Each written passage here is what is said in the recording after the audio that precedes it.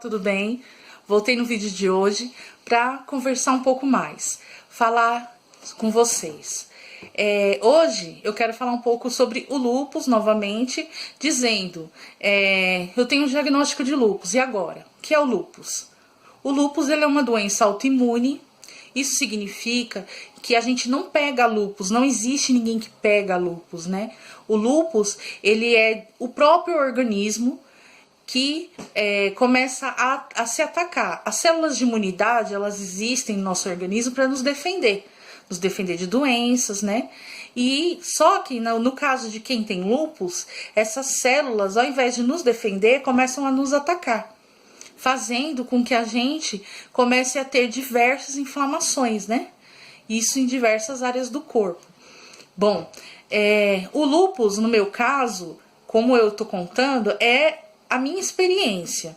Não sou médica, não é baseado no que outro viu, no que outro falou, é do que eu vivi e do que eu aprendi.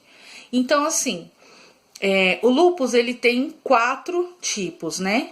O lúpus neonatal, que pode atingir bebês. O lúpus por medicamentos, alguns medicamentos induzem o organismo a desenvolver o lúpus, mas essa forma de lúpus, ela cessa a partir do momento que você cessa a medicação. E o lúpus discoide, que é um lúpus mais simples, que atinge a pele somente, e a forma mais grave de lúpus, que é o lúpus eritematoso sistêmico, que é o meu caso.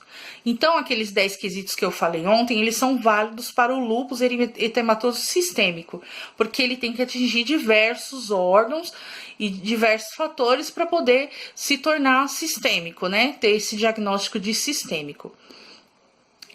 Como que ele se desenvolve?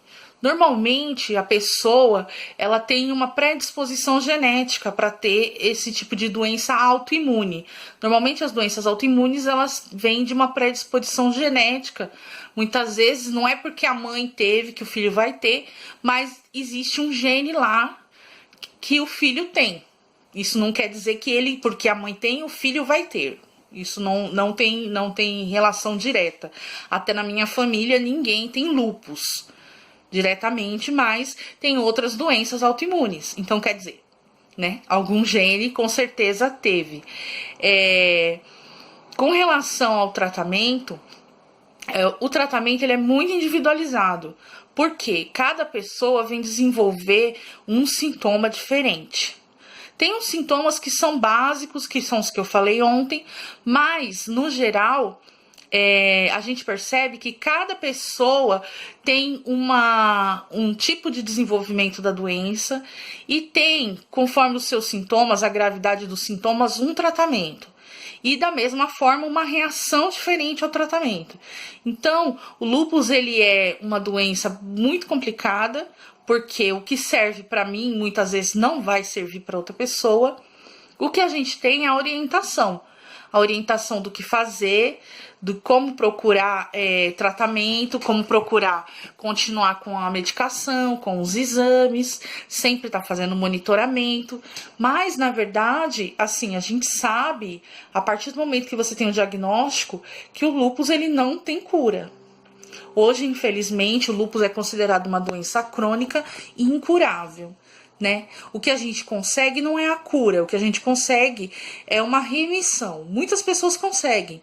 Infelizmente, outras, por desenvolver uma forma grave de lúpus, não conseguem a remissão. Isso são casos raros, mas acontece. Então, o ideal é você procurar sempre o tratamento especializado para o seu caso, né? Não existe casos iguais, não existe lúpus iguais. O importante é orientação, consulta aos médicos, principalmente ao reumatologista, que vai te encaminhar a outros especialistas, e seguir o tratamento à risca. Por quê? Às vezes a pessoa fala, eu tô um pouquinho melhor, vou parar de tomar tal remédio. Isso é bem complicado, porque muitas vezes a pessoa acha que está bem, mas como o lúpus não está em remissão, os sintomas voltam, e muitas vezes de uma forma muito grave. Então, a gente sabe, o lúpus pode matar sim. É uma doença que pode causar morte. O lúpus eritematoso sistêmico é muito grave.